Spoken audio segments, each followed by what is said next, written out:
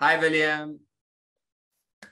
Thanks for Hi, how are joining you? us. Yeah, very good, very good. Good to see you in Portugal. Amazing conference. Thank you. It's good to have you there. Thank you, thank you. All right, so you're obviously one of the, leading, or maybe probably the leading, FBA e-commerce advisory / investment banking / brokers out there. You've focused very much on Germany initially. Now you're expanding internationally and globally. And I guess for the benefit of readers, I will ask you a few questions. Just let's say a brand, is looking for is looking to exit, is looking to find a buyer. Could you explain how does the process actually work from the moment a buyer finds you, sends you an email, and then what happens then? Sure, I would love to. So if a seller comes to us because he wants to sell his business, the first step we do is we get the financials from him, create a valuation and discuss it with him like, hey, this is what we think realistically we can expect from the market, right? Because we have been online and we have been active now since over 5 years. We were the first e-commerce focused broker in all of Europe. And so we have, a lot of experience and can make a good estimate of what's the business worth on the market right now based on market trends. So that's like the first step, creating a valuation, see if it's aligned for the seller. Is it something that he is willing to sell for? If we agree on that, then what we do, next step is we creating all the marketing materials, meaning a teaser, like a CIM, like an expose for the buyer, prepare the data room, set everything up.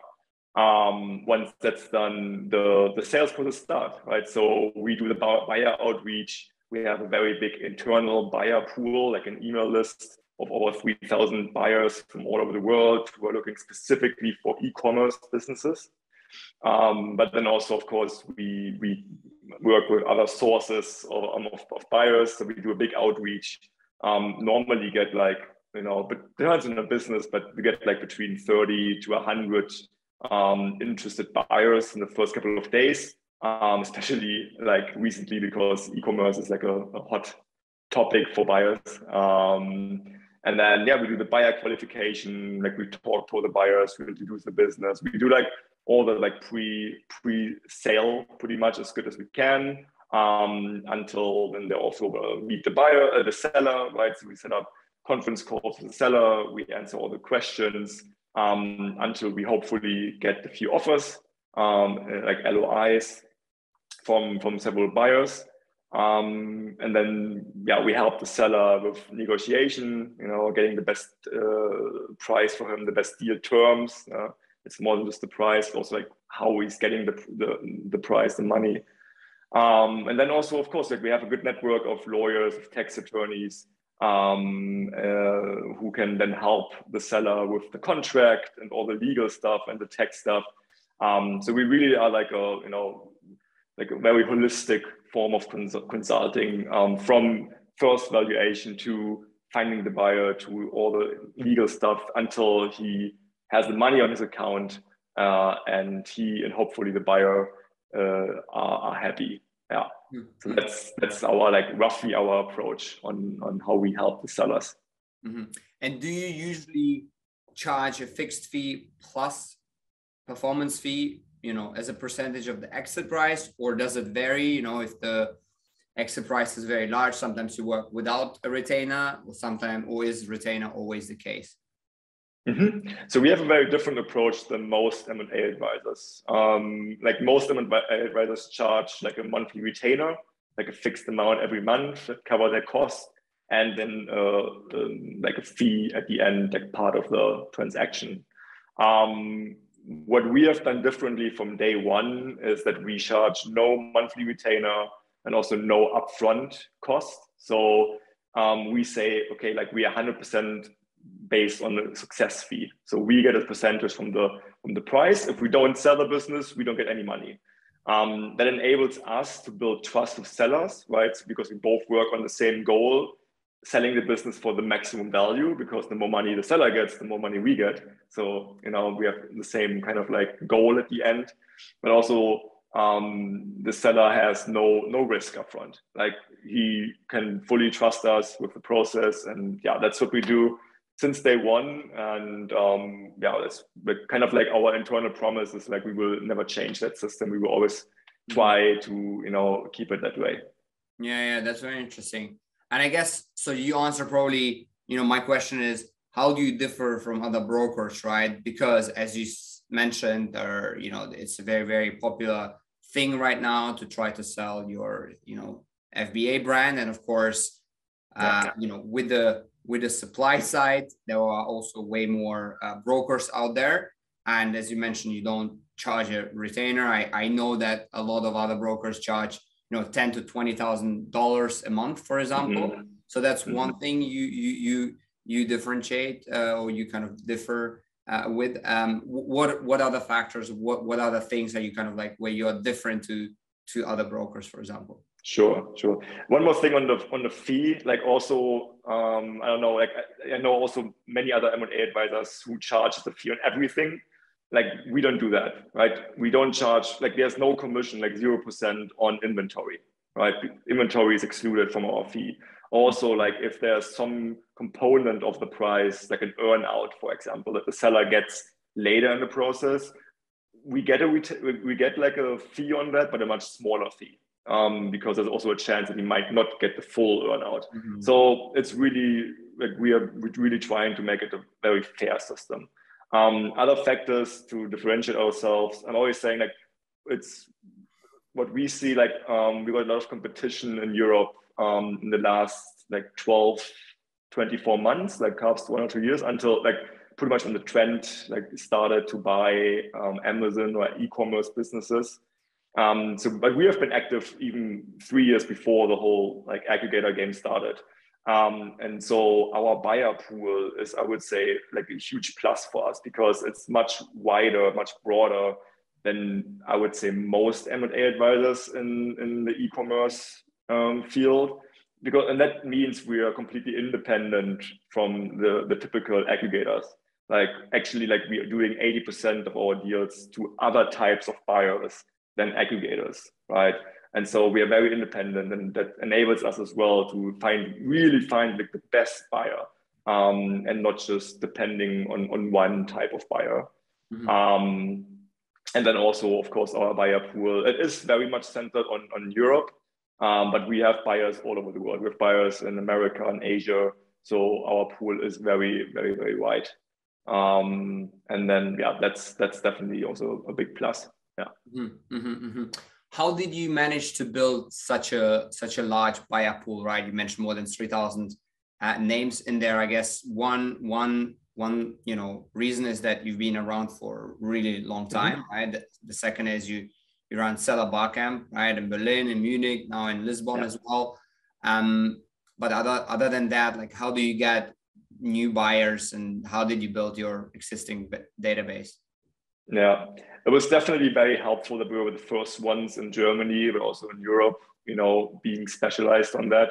So pretty much in the first couple of years, like, and even now, like, if buyers were interested in e-commerce, we were pretty much almost like the only ones who published deals anywhere in the internet for like e-commerce brands, until they came to us. But also, like, we did just outreach, you know, we contacted all like family-run businesses in Germany. Hey, like, who are somehow in consumer goods? Hey, you know, do you want to add like to your portfolio? Are you interested in acquiring businesses? So we did a lot of cold outreach to private equity, family offices, but also like high net individuals, and just other like strategic companies in the consumer goods or like retail space. And that's how we just also increase our buyer pool, because for buyers it's for free, right? It costs nothing for them to sign up to our buyer list. And if they are in general interested in adding something to their portfolio, and it makes sense, you know, I mean, for most people, maybe, I mean, the multiples got much higher. So we have buyers who are saying to us, I'm waiting a little bit, hoping the multiples get lower again. But especially in the beginning, like 2017, 18, 19, the multiples were so low that for a lot of companies, it just made sense to buy into e-commerce because it was so cheap back then. Makes sense. Obviously, there are other big US brokers as well. Has there been a case where you actually work together with another a US broker and you kind of like, divide and conquer? Was there a case like that before? Not with the US brokers, no. We kind of tried a few times to like co-broke with one of the few names there, but they were very hesitant. We were really open for it. What we have done is we are co-brokering with some bigger M&A firms in Germany, especially if they get a lead from a seller, like a big e-commerce seller, but they have no expertise in-house. And then they come to us and we help them with the deal in all parts, be it creating the marketing materials, doing the valuation, finding buyers. We are pretty flexible. So we are doing cooperations with other M&A advisors, but right now mostly in Germany. Yeah, because so far they were the only ones who are open to it.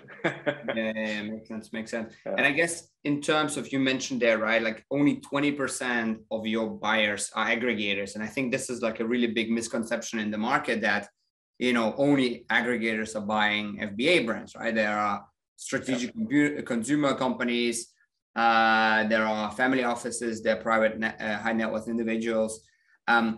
What is the difference, though, in terms of the process? Would you argue that, a high net worth individual or a family office are much slower in the due diligence usually and are much more conscious about the price versus maybe, a strategic consumer player only looks for really, really large brands? I mean, maybe you have some insights there. Sure. Yes, of course, like each buyer group acts differently and has cons and pros. And first of all, it really depends on the size of the business, right? So if the business, if you make, 1 million in revenue, you have a much different buyer pool than if you make 10 million revenue per year, right? That already is a big, because like, for example, private equity, they normally, like outside of e-commerce, they have like a minimum criteria of like 2 million EBITDA per year. For e-commerce, they go lower because they know, okay, like there's high growth possible. So for e-commerce, they're going down to like 1 million EBITDA per year, like profit per year.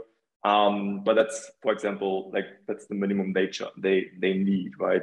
Where though for individual buyers, they're also interested in smaller brands that they can, take over and scale.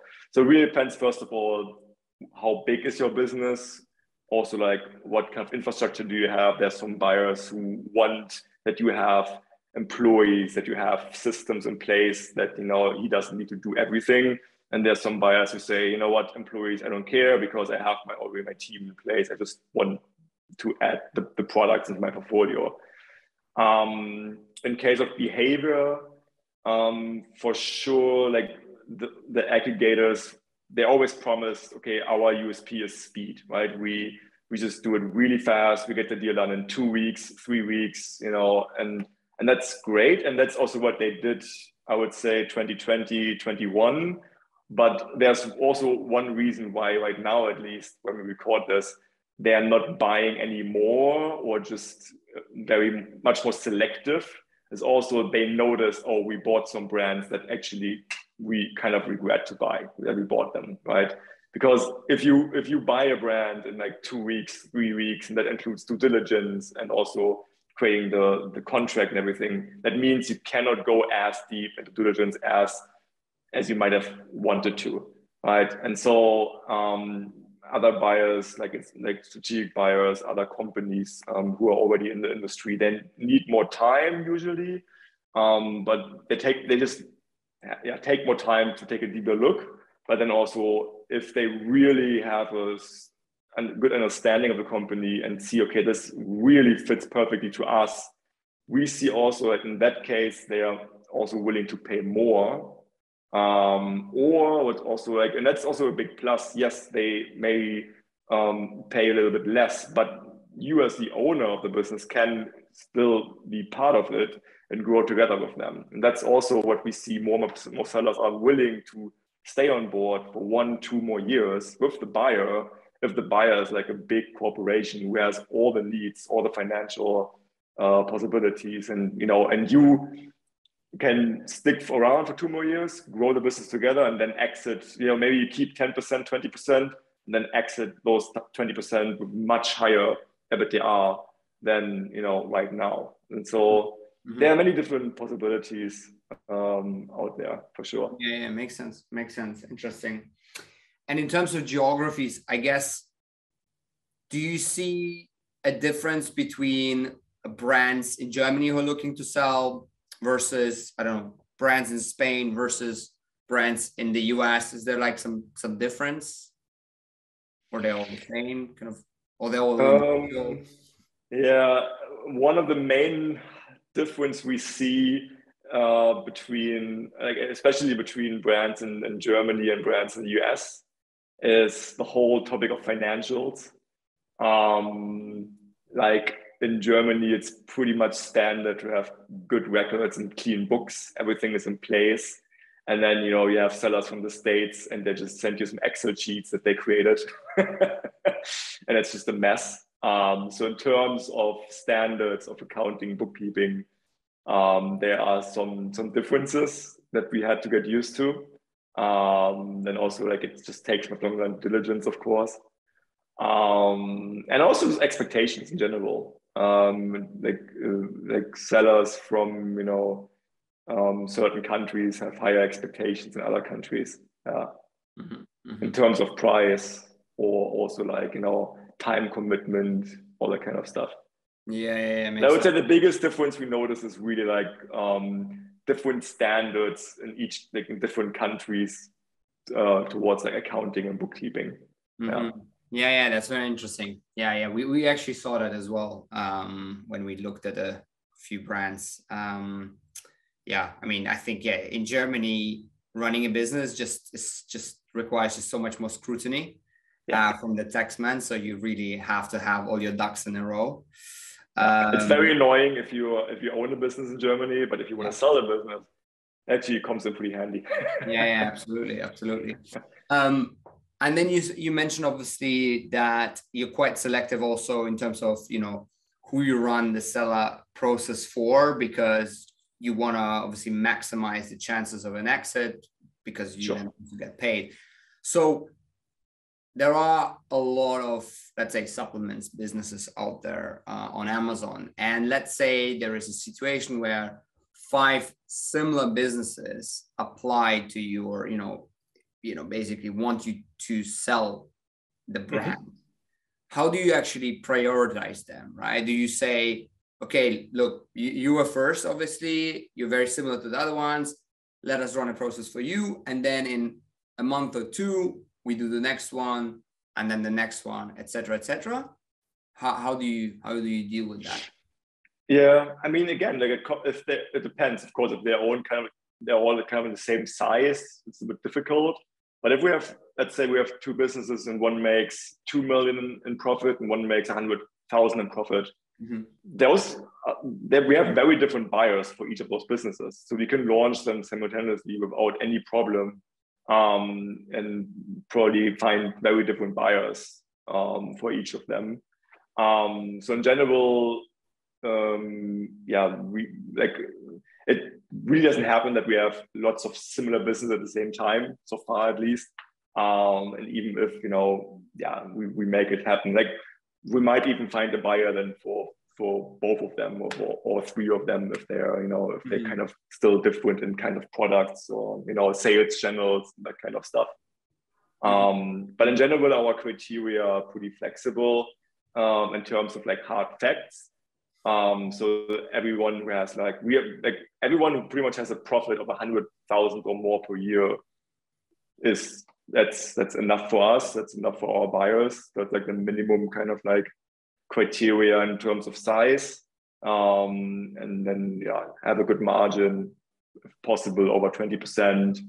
Have some growth, which is also pretty helpful. And then what I'm always telling, what's like the main thing is like have a clear reason why you want to sell, you know, because that's one of the things that we notice. Like if you don't have a clear reason to sell, you don't have a why, then the sales process can become very annoying sometimes because, you know, the buyer wants more information from you, all that kind of stuff. But also then what we noticed several times in the past is like it's called seller's remorse.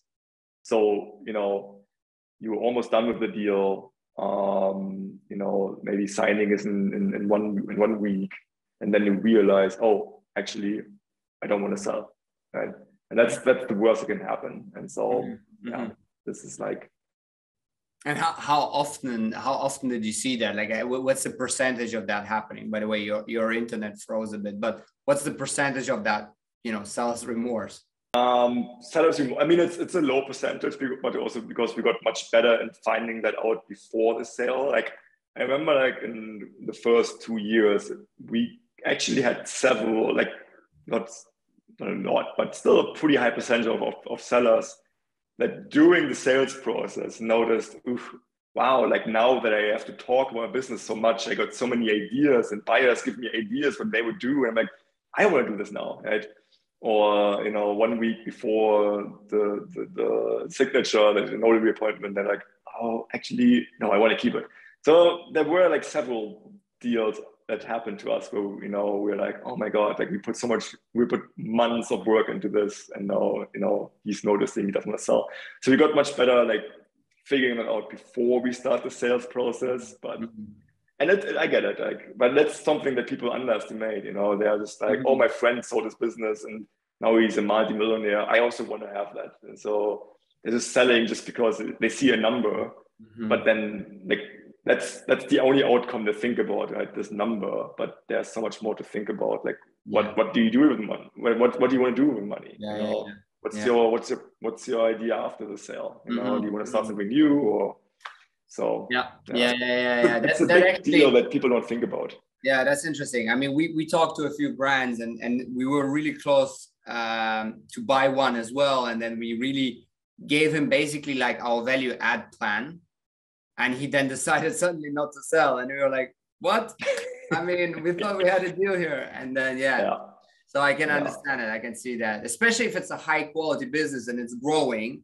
And the person is, you know, still young. And then you basically ask him, okay, what else would you do? And there is no clear answer. Then you know that potentially when the day comes where there is an offer, the person will just say, okay, if that's the offer now, maybe in 1 year I can achieve even more. So why should I sell now? Right? Yeah. That's also, if people come to us, we do the valuation, you know, we give them like maybe a 3x valuation. And then they're like, well, I could do that money in 2.5 years and still have the business. And we're like, yes, that's correct. And that's great. So why would you sell? Oh, okay, that's true. I don't sell. You know, like, of course you can make that money in 2.5 years or maybe in 2 years, you know, and you still have the business, of course. That also means if you think about that, if that's your thinking, if you see that, then you have no reason to sell. You know. And how do you stay in touch with some of the sellers, right? You obviously have like, you know, 3,000 buyers, but I'm sure you have, I don't know, like, you know, 5,000 or whatever sellers, right? Or I don't know how many, but like, how do you stay in touch? Because as you said, right, there are probably a lot who were thinking of selling, but don't want to sell now. How do you, you know, stay in touch with them?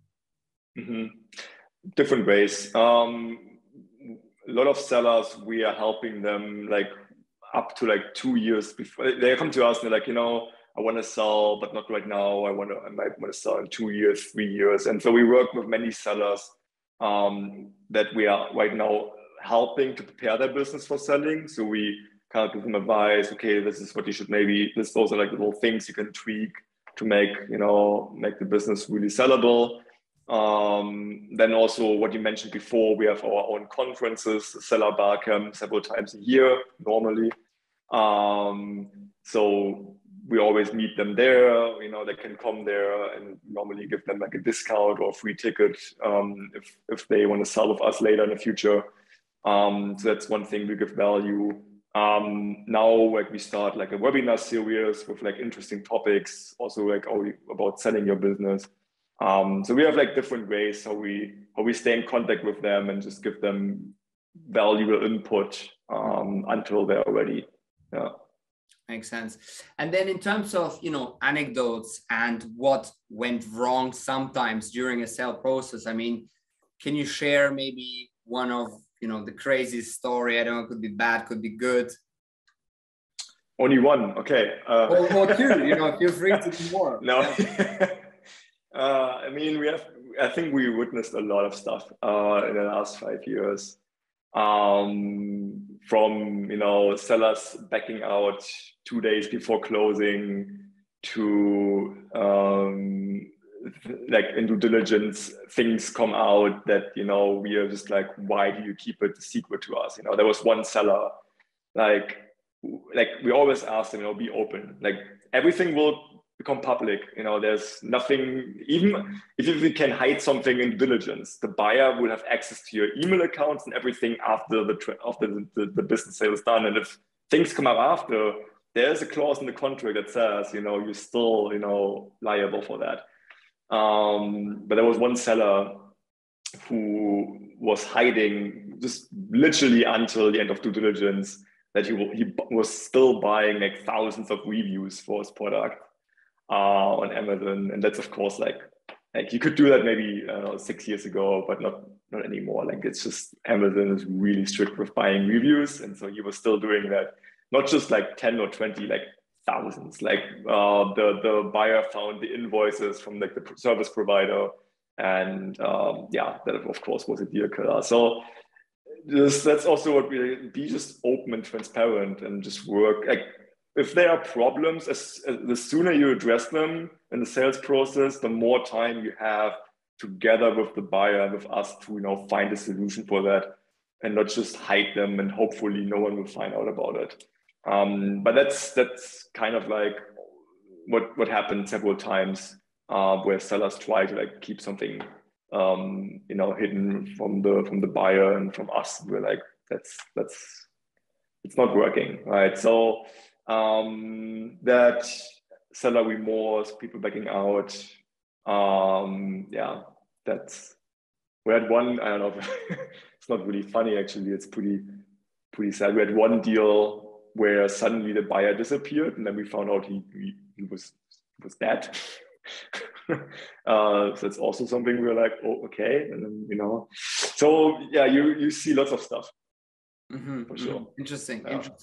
And I guess finally, what advice would you give a brand who is looking to sell right now? One advice: have a plan why you want to sell. Really make a plan afterwards. Like, okay, what's the amount of money? Like, what feeling do I want? How do I want to feel about this? Have a clear plan, not just I want to travel, because that's something you do for 3 months and then you're tired. Like have a clear set plan for what do you want, why you want to sell, and what do you do afterwards. That's just really undervalued. Talk to your tax advisor. That's also something, how many people during the sales process, when they got an offer, they signed the offer, the LOI, and they talked to their tax advisor and they were like, oh, how much taxes you have to pay, right? What? Wait. And in Germany, like if you do like an asset, like in some cases you pay like 50% of what you get is gone in taxes, and that's a lot. And so like talk to your tax advisor, see, okay, how much taxes do we have to own in my current setup? Maybe I can change. There are things you can change in your setup to owe less taxes afterwards. That's something you can prepare. And then it depends from where you live, but just have clear records, get everything in order, make sure your accountant, your bookkeeper, everything is clean. And those are like for us at least, like the most important aspects. Everything else you can kind of like, then it depends on the type of buyer. It doesn't matter if you have employees or not. It doesn't matter in which category. It doesn't matter if you're on Amazon or Shopify. That all, like for us, doesn't matter because we have buyers for each kind of thing. But have a clear motivation, know how much money afterwards you really can keep, and have clean books and clean records. Those are the three main, like it's the foundation for starting the process. Excellent, excellent. Cool, perfect. Well, thanks so much for all the insights. Really, really helpful. Yeah, thanks so much for your time. Bye. Thank you too, Alexei. Talk to you soon. Bye. Bye. Bye-bye.